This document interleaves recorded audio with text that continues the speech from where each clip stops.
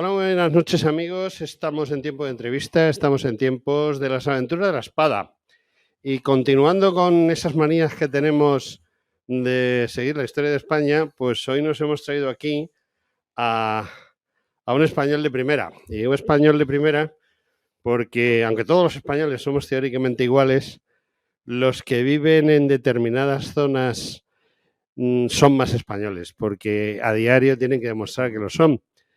Y a veces pues nos pasa esto. Y tenemos aquí a una persona que toda su vida ha tenido que demostrar que es español porque, bueno, pues nació, vive y además es representante del pueblo soberano en las Cortes Españolas. Y estamos hablando de don Juan Carlos Segura Ayús. Buenas noches, don Juan Carlos. Buenas noches.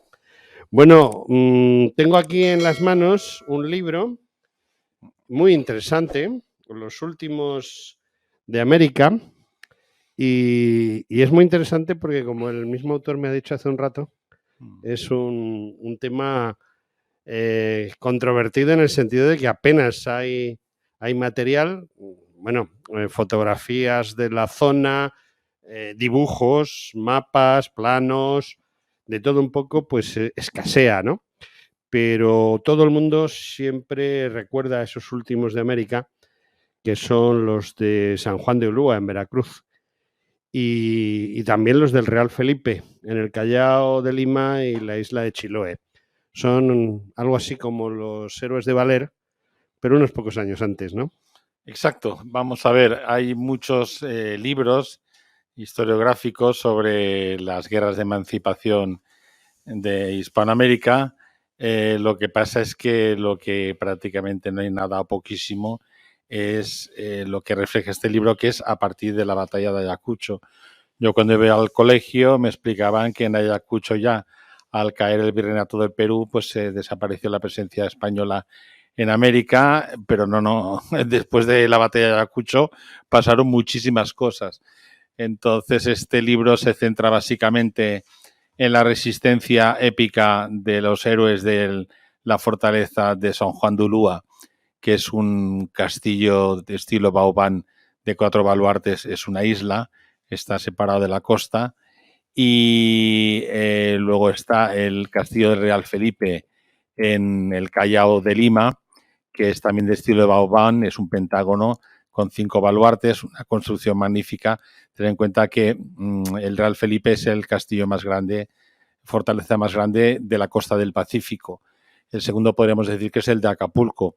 Y San Juan de Ulúa quizás, bueno, es el segundo, quizás el primero es Cartagena de Indias, ¿no? Pero el segundo es San Juan de Ulúa, que es una magnífica fortaleza. Y luego, por último, lo de Chiloé, que es un tema ya mucho más conocido. Tú has comentado lo de los últimos de Filipinas. A ver, yo solamente quiero decir una cosa a los oyentes para que se hagan una idea de lo que supusieron estas dos gestas. Estas dos gestas, a ver, están en la historia española, el problema es que están olvidadas. En el siglo XIX se habló mucho de los héroes de San Juan de Ulúa, luego se habló mucho también de los héroes del Real Felipe.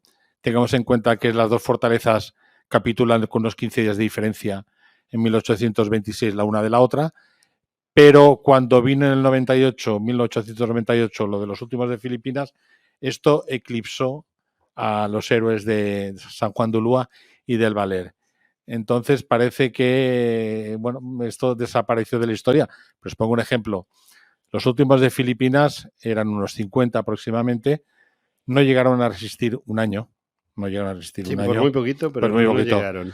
Los de San Juan de Ulúa eran unos 350. Resistieron 4 años y medio. Es tiempo, ¿eh? Es tiempo. Y los de Real Felipe eran unos bueno, civiles había, al principio eran 8.000 civiles, luego fueron al final eran 2.000, luego supervivientes unos 300 y pico, murió muchísimos, y eran unidades del ejército español realista, eran unos 800, 900, y aguantaron casi 2 años, casi 2 años. Otra cosa importante, en los héroes del Valer pensaban que España estaba en guerra, con lo cual era cuestión de esperar refuerzos, porque claro, sabían que ellos pensaban que España seguía en guerra, con lo cual evidentemente aguantaban la posición y tarde o temprano llegarían refuerzos. San Juan de Ulúa y el rey Felipe sabían que la guerra se había perdido ya y aguantaban por aguantar. Y luego un detalle y ya terminó. A los últimos de Filipinas se dieron 2 laureadas de San Fernando, una al capitán Martín Cerezo y otra al médico a título póstumo. En San Juan de Ulúa se concedieron 135 laureadas de San Fernando y en el Real Felipe 11. O sea, esto ya te pone un poco la diferencia. No quiero desmerecer, evidentemente, lo de los últimos de Filipinas, porque es una resistencia sin parangón. Pero yo quiero incluir San Juan de Ulúa y el Real Felipe entre Numancia, el Alcázar de Toledo, el Monasterio de Nuestra Señora de la Cabeza, el sitio de Gerona, los sitios de Gerona y los sitios de Zaragoza. Como los españoles somos personas resistentes, además me parece que tú, hemos hablado antes, también eras sido militar como yo, con lo cual sabemos que al soldado español la valentía se le presupone. Sí, se le presupone. La verdad es que hay una frase, a pie y sin dinero, y bueno, hay un poema. Hay varios poemas. Tenemos el del sargento de infantería, don Pedro Calderón de la Barca, que fue sargento del Nápoles, pero tenemos también a Lope de Vega, que también ha escrito de este tema, que fue infante de marina, el propio Cervantes, que fue soldado del Nápoles y que estuvo en Lepanto. Todos ellos cuentan siempre lo mismo, ¿no? Y es que el soldado español aguanta lo que le echen. O sea, es muy indisciplinado, se viste como le da la gana, etcétera, etcétera. Pero cuando llega una jornada como la de Krasnivor, pues ahí está un sargento como Ángel Salamanca que deja muy clarito que es un soldado español. Y precisamente me ha gustado este libro que curiosamente nadie me lo había ofrecido, porque todos mis oyentes saben que constantemente me están llegando libros de todas las editoriales. Este no me lo habían ofrecido, pero yo lo había visto. Y me llamó la atención por eso, porque es único. Ha salido hace 15 días, ¿eh? Sí, pero es único. Es único, sí, es por supuesto. Entonces nunca había visto nada, absolutamente nada al respecto. Y entonces, pues, al verlo, llamé directamente al autor. Es curioso, porque normalmente hablo con las editoriales. Y bueno, dije, vamos allá con él. Me llama la atención una cosa, antes de que empecemos a desgranar un poco el porqué del libro y demás, y es ver al autor vestido con un uniforme de época, ¿no? Bueno, es una tradición mía. Yo en mi primer libro de historia, porque he escrito otros libros de cuestiones políticas, pero el primer libro de historia, que era Hispanos y Españoles en la Guerra de Secesión Americana, de 1861-1865, la guerra, para que la gente me entienda, de Lincoln, de la esclavitud, etcétera, pues algo de mayor de caballería del ejército confederado en la solapa del libro. Y luego en el anterior, anterior que es Soldados de Cuatro Patas, Historia de los Perros de Guerra de España, que también es un tema inédito, salgo vestido de conquistador. Y ahora estoy escribiendo uno de la Guerra de Cuba y pienso salir vestido de con rayadillo, ¿no? Con rayadillo, además tengo el uniforme, además yo soy coleccionista de uniformes y con el hippie japa de paja en la cabeza. Sí. Ah, pues está muy bien. Sí, sí. Bueno, pues una vez empezado el tema y una vez que vamos conociendo al autor, yo le voy a preguntar, él es, creo que licenciado en Derecho, sí. De profesión. También, bueno, es político, pero eso no nos interesa hoy. Otro día le atacaremos por ahí. ¿Sí? Si el próximo libro que haga, ensayo político, me vestiré de diputado. Con traje y corbata y saldré de diputado en la contraportada. Sí. Vale, pues no está mal pensado. Además, una foto en las Cortes. Sí. Ojo. Bueno, Juan Carlos, los dos somos ya mayores, nos vamos a llevar bien entre nosotros. ¿Cómo se mete un licenciado en Derecho, que además ejerce de político, en un charco como buscar, o sea, primero decir, me interesa este tema, segundo, voy a escribir de este tema, luego, bueno, no hay de nada, pero yo voy a buscar este tema, porque material de esto, pues hay muy poquito. Yo creo que, vamos, yo conozco el que hay en el Servicio Histórico Militar del Ejército de Tierra, el Instituto de Historia y Cultura Militar, y lo conozco porque, claro, yo voy allí a los cursos porque soy profesor en los cursos, aunque yo no toco este tema. Yo trabajo con mi tema de historia antigua. Y bueno, que no es nada fácil. Ha habido que moverse para conseguir material, ¿no? Sí, la verdad es que sí. Ocurre una cosa. A ver, cuando escribes como una droga.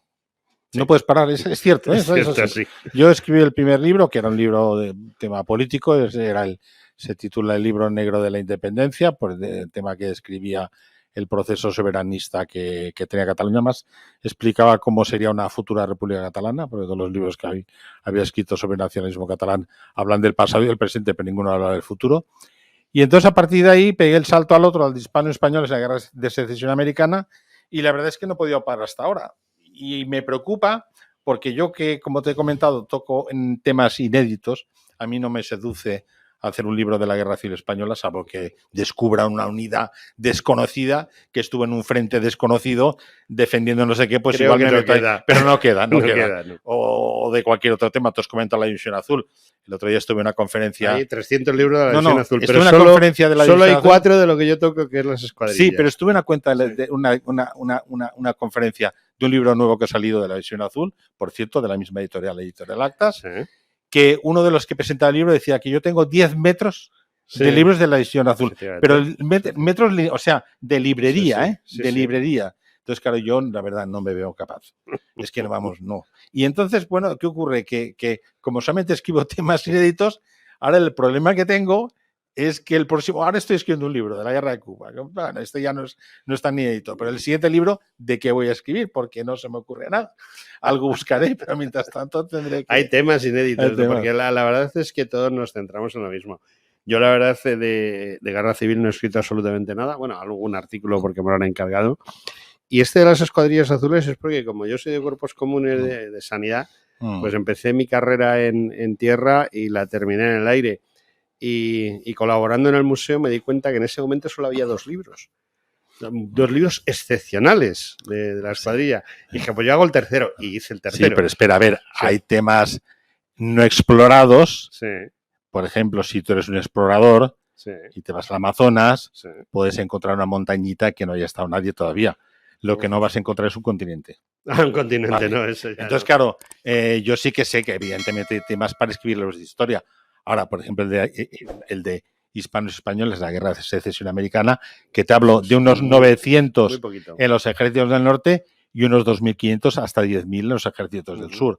Oeste, que son 2 fortalezas, las más importantes, una de la costa atlántica y la otra de la costa pacífico, en manos de los españoles, que no es un tema baladí, es un tema muy generalista. Entonces, claro, es como en una mina encontrar un filón de oro, pero no un filoncito pequeño, no. Encontrar un filón de 8 metros de ancho de oro, que es lo que le pasa a este libro. Y lo mismo te hablo de los perros. Los perros de guerra empezaron con los asirios, hasta la actualidad, porque se titula Historia de los perros de guerra de España, soldados de 4 patas, pero es una historia de los perros de guerra en la humanidad, hasta en Oriente, hasta en China, en Vietnam, etcétera, en toda la humanidad.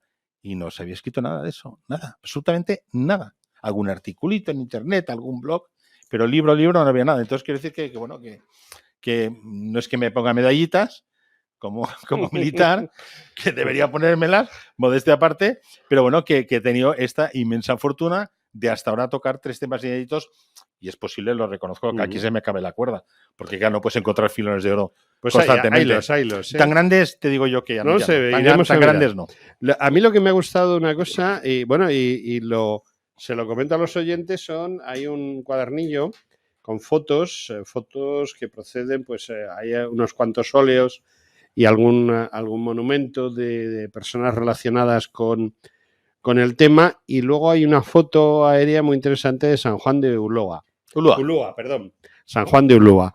Entonces, para que la gente se haga una idea, San Juan de Ulúa es como Jaca. Sí, solo que en una isla. Fortaleza de Baobán. Es la típica fortaleza que la de Jaca es muy curiosa, porque es una fortaleza que se hizo para defendernos de los franceses, y la única vez que ha entrado en acción estaban los franceses dentro y los españoles fuera. No, pero en este caso...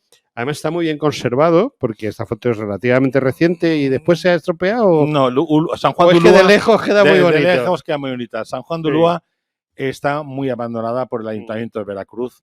Es una isla coralina. Ten en cuenta que Hernán Cortés inicia la conquista de México justo ahí. Justo ahí, ¿no? Fue el primer sitio donde se puso una bota española en territorio mexicano en la expedición de Hernán Cortés. Y los españoles, el año 1826, salieron por ahí porque fue la última posesión española. O sea, eso fue el ¿La principio. última posesión Sí, española? claro, San Juan de Ulúa, claro. Sí, sí, sí, sí. El libro va de eso. Fue la primera, o sea, fue el principio, el alfa y el omega de la presencia española en continente americano. Sin embargo, el Real Felipe, que es más grande todavía, es inmenso, es una, como dices tú, como la fortaleza de Jaca, pero en este caso, lo he comentado anteriormente, tiene cinco baluartes, pertenece al ejército del Perú, hay un museo militar y está muy bien conservado. Eso ya es otra historia, sí. Y luego una cosa curiosa, vamos a ver, la historiografía mexicana y la peruana, estos hechos los tienen ocultos a conciencia. ¿Por qué? Porque el imaginario popular mexicano lo que no puede soportar, o los políticos mexicanos, es que cuando consiguen la independencia y proclaman oficialmente la independencia de México, hay unos españoles, pero no españoles, una montañita, no, hay un contingente militar español importante que está 4 años más resistiendo en San Juan de Ulúa. Y en Perú exactamente lo mismo. Entonces tú te vas a San Juan de Ulúa, yo no he estado, por cierto, ahora me tocará ir, evidentemente. Sí, hay que ir. Yo soy como Emilio Salgari, que escribió Sandokan, te explicaba todas las costumbres de los malayos, no había estado nunca allí, ¿no? estado. Entonces, ¿qué ocurre? Que tú te vas a San Juan de Ulúa y yo lo he visto por internet, personas que me lo han comentado, no hay ninguna placa, evidentemente, que recuerde a los héroes de Ulúa, y en el Real Felipe lo mismo. Y los que te enseñan la fortaleza tampoco hablan de esto. Es un tema como tabú para ellos. Y luego también tiene una cosa. A ver, en la historia funciona mucho por modas. Hubo una moda de un tal Blas de Lezo, que nadie sabía quién era Blas de Lezo, sí, pero nadie lo sabía. Hasta que alguien sacó un libro y ¡pum! Explosión Blas de Lezo. Hasta un monumento tiene aquí en la Plaza España. Plaza Colón, perdón. Plaza de Colón, sí. De Colón. Me lo tienen puesto en un ladito. Sí, en un ladito, pero bueno. Pero en un ladito que si no estás pendiente no lo ves. Está. Y luego nadie sabía quién era Gálvez, hasta que salió el libro de Gálvez y ahora todo el mundo habla de Gálvez. Sí. Bueno, pues aquí tienes 3 líderes. Uno es Francisco Lemaur, que fue el gobernador de San Juan de Ulúa, que salió de ahí enfermo de escorbuto. Le reemplazó José Coppinger, que fue el que ya capituló la fortaleza. Y luego en el Real Felipe tienes a José Rodil, que José Rodil fue el fundador del Cuerpo de Carabineros, que fue un cuerpo disuelto en el año 39 porque fue un cuerpo de élite adscrito a la República, y cuando acaba la Guerra Civil, pues Franco decidió absorberlo por la Guardia Civil. Pero quiero decir que, curiosamente, cuando Rodil, que era un gallego, funda el Cuerpo de Carabineros por mandato de Espartero, General Espartero, su brazo derecho era Rodil. Lo tenía, era su persona de confianza, bueno, fue ministro, etcétera. Y claro, ¿qué hace Rodil? Era de La Coruña. No, perdón, me equivoco, era lucense, de un pueblo de Lugo. ¿Qué hace un gallego cuando le dicen que tiene que montar una unidad militar o un cuerpo de gente que trabaje? Lo mismo que hizo Millán Astray con Franco y con la Legión. ¿Por qué Millán Astray se coja a Franco? Porque uno de La Coruña, el otro era del Ferrol. Y entonces aquí, curiosamente, he descubierto en este libro que Rodil, cuando le encarga a Espartero que monte el Cuerpo de Carabineros, que es una policía fronteriza y aduanera, se coge a los gallegos que estaban con él, oficiales, en San Juan de Ulúa. En San Juan, y con estos monta lo que luego fue el Cuerpo de Carabineros. Bueno, la verdad, ha comentado una cosa muy interesante nuestro invitado, es el tema de la desaparición de los carabineros. Se lo ganaron a pulso, según Franco, y también iba a desaparecer la Guardia Civil. O sea, Franco se la juró, pero Quindelán, el general Quindelán, que era del Ejército del Aire, fue el que le convenció, no, tienes que quedarte, porque al final la Guardia Civil, y la verdad es que la Guardia Civil es un cuerpo que ha ido sobreviviendo a todo lo que ha pasado en España, porque lleva 200 años sobreviviéndolo a todo. Es curioso, incluso a Franco, que dijo, a esto me los cargo por el tema de que pasó en Las Palmas, la anécdota esta de que el jefe de la comandancia de Las Palmas no se quería ir con él en el alzamiento el 17 de julio. Y entonces Franco dijo, sí, pues ya veremos, ya nos veremos las caras. Pero lo que es curioso es que Rodil era, cuando estaba en Perú, era un absolutista. Era absolutista fanático. Sí. Y vamos a decirlo así, de la parte derecha del absolutismo. Y luego cuando vino... Sí, se va fatal con De la Serna, con Canterac, decían que eran unos liberales, etcétera, etcétera. Pero cuando llega a España, se vuelve liberal y se hace masón. Y entonces, quizás, además, también liberal bastante radical. estuvo luchando contra los carlistas, y entonces quizás ese liberalismo de Rodil lo imprimió luego, no lo sé, posiblemente el cuerpo de los carabineros, claro. No, pero hay una cosa muy curiosa. Hablamos de Rodil, he visto aquí que se habla del trienio liberal. El trienio liberal que bueno, surge a raíz de que esas tropas que iban precisamente a salvar un poco la cara allí en América y que no fueron, precisamente por los... Riego, pero me refería a los masones, ¿no? Y curiosamente, un absolutista que le dejan colgado ahí en medio los masones, porque en definitiva los liberales tienen mucho que ver en esta historia, ¿no? A ver, vamos el tema es interesante. En la batalla de Ayacucho, ten en cuenta que... la que estuvo... Sí, que fue la batalla final. Sí, la batalla Entonces, final. ¿qué ocurre? Que estuvo Espartero, claro, que las unidades peruanas, muchas habían sido antiguas unidades españolas.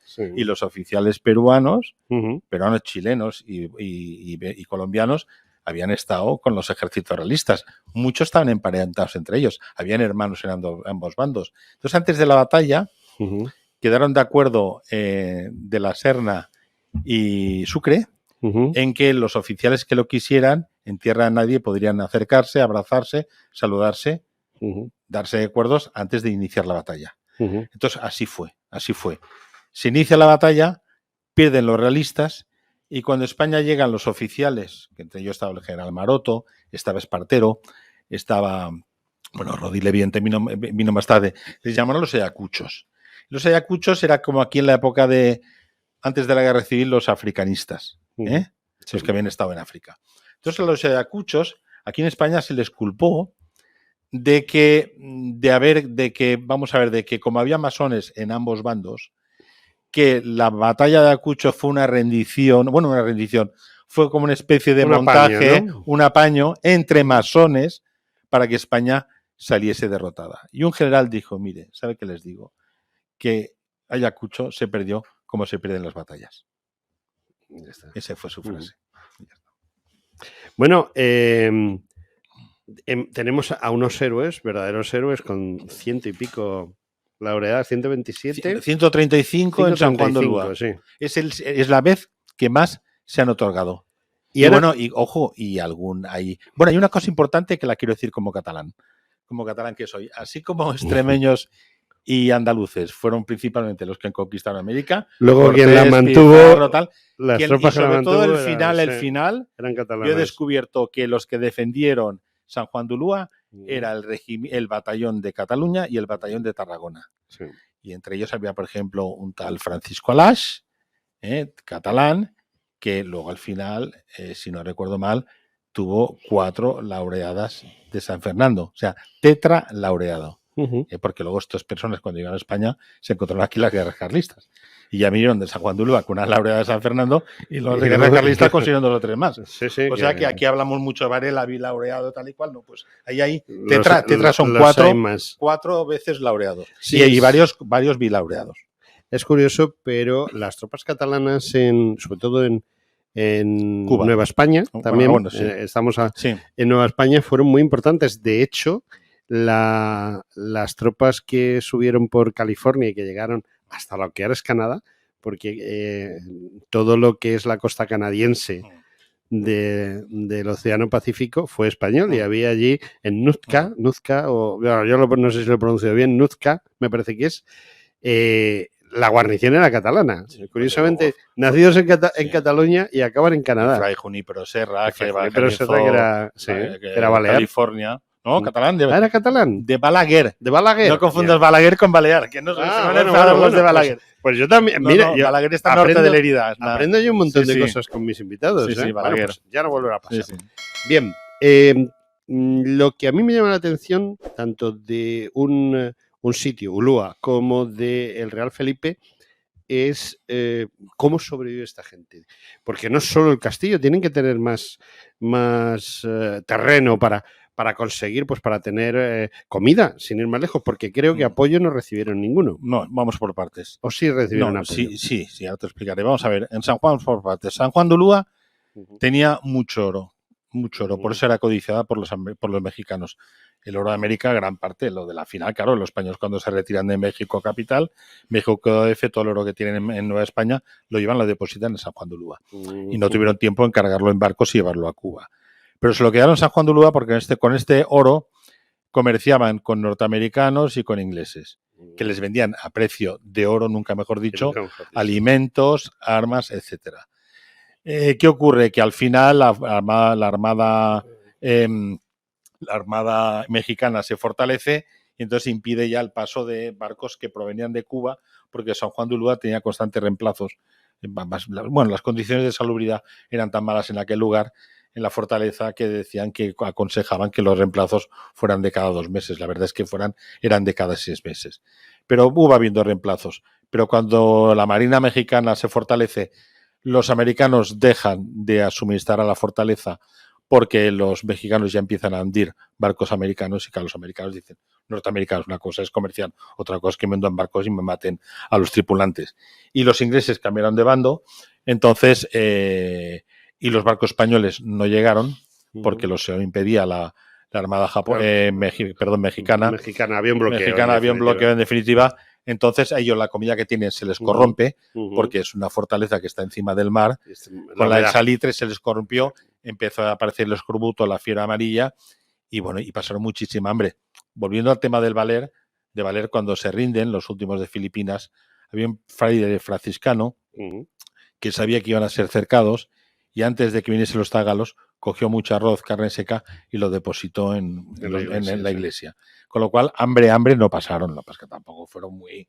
Pero bueno, pero el hecho es que tú ves cuando salen las fotos de los últimos de Filipinas, no están demacrados, están más o menos personas que han estado encerrados un año, menos de un año, pero están físicamente aceptables. No sé si has visto una película que se llama Los Walking Dead. No. De zombies. Bueno, pues sabes que es un zombie, ¿no? Sí, he visto retazos. Pues entonces la rendición de San Juan de Ulúa y de Real Felipe fueron idénticas. Un pasillo de honor del ejército mexicano por un lado, del ejército peruano por otro. Salieron en formación, no se aguantaban en pie. Unos se apoyaban sobre otros. Unos salieron arrastrándose. Auténticamente demacrados de personas que no podían comer. En el Real Felipe hubieron casos de canibalismo entre civiles, que Rodil era un tío que no se andaba con tonterías y ordenaba fusilar enseguida a cualquier persona que era sospechosa de canibalismo. Pero hay que decir que, hombre, te puedo decir que ellos pescaban lo que podían, pero ya miras, con una caña de pescar, lo que podían conseguir para 1000 y pico personas, o varias cañas, nada. Y, hombre, en el Real Felipe tuvieron la fortuna de coger alguna foca.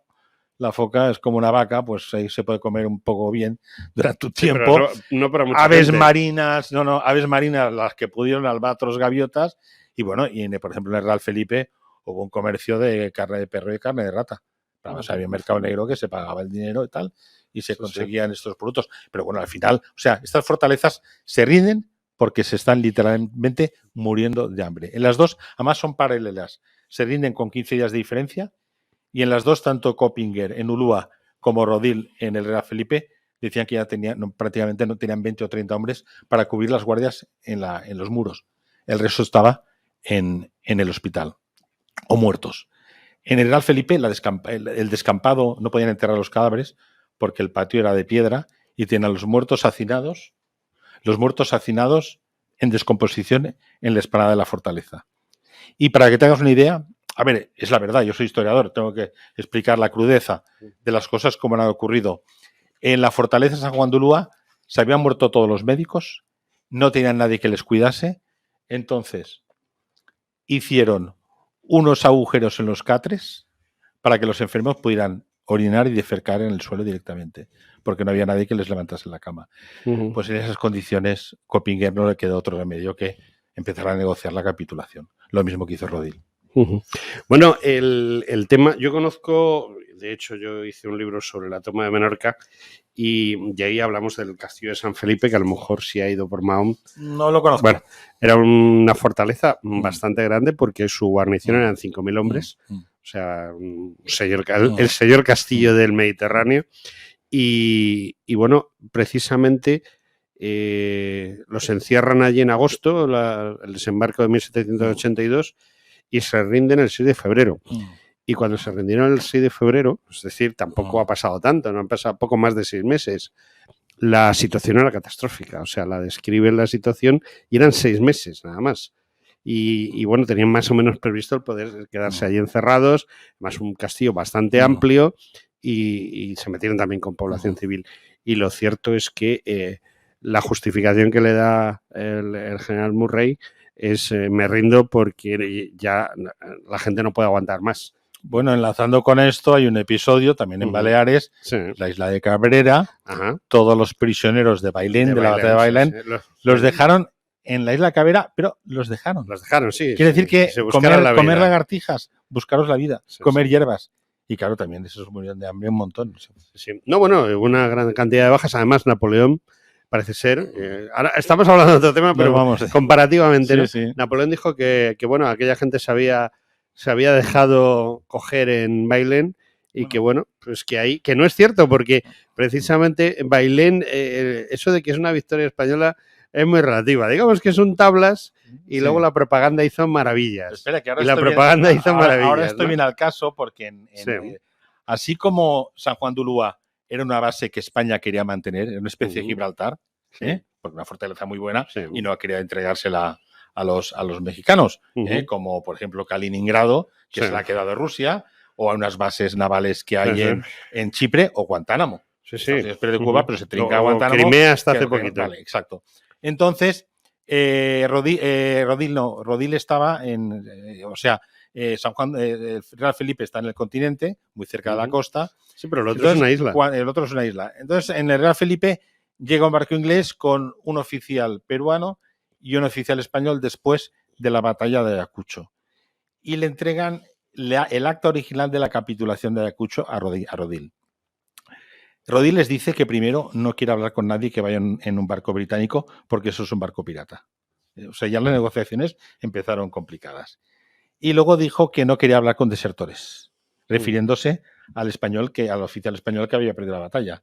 Y luego hizo una frase que va a ser histórica, que dijo: ustedes se han rendido en Ayacucho, yo aquí no me he rendido. Capitulen ustedes, que por eso se han rendido ustedes, que el Real Felipe no se rinde.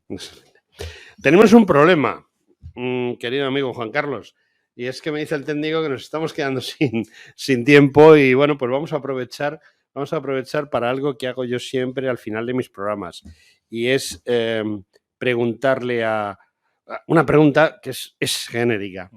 Si yo estoy ahora en la Puerta del Sol y en la calle Carretas, esquina a la Puerta del Sol, está la librería San Martín. Bueno, estaba, ya no está. Pero era una librería específica de temas de historia. Y entonces yo veo Los Últimos de América en el escaparate. Y mi pregunta es, ¿por qué tengo que comprar y leer Los Últimos de América? Mira, muy sencillo, porque desde la primera página hasta la última, todo lo que leas será auténticamente nuevo y desconocido para ti o para el lector. Todo. Bueno, pues creo que es suficiente. Son palabras mayores que se dice. Yo personalmente creo que es un interesantísimo trabajo. Estoy esperando a que nuestro amigo de Editorial Actas me mande un libro y bueno, me leeré, trataré de leérmelo. Ya saben mis oyentes que no me dan mucho tiempo.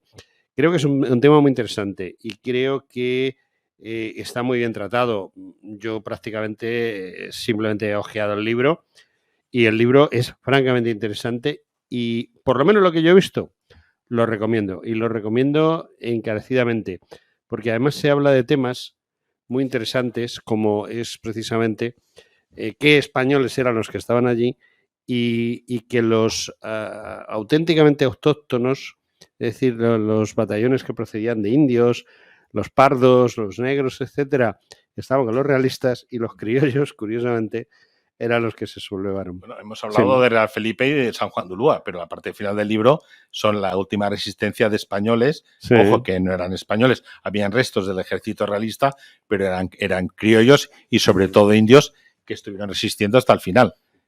Por ejemplo, 30 años después de Ayacucho, todavía ondeaba una bandera en el campamento, la bandera con la espada de Borgoña, en el campamento del Alamito en la Argentina, por ejemplo. Bueno, pues ya sí que me parece que hemos llegado hasta el final, porque si no, Miguel nos va a echar los perros, y eso, los perros los tenemos que dejar para otro día, que vamos a hablar ¿Del otro libro? del otro libro. Entonces, emplazo a mi compañero reservista. Venimos a hablar de perros y Cuando quieras. y de otros temas, de esos otros dos libros. También será interesante. Será interesante.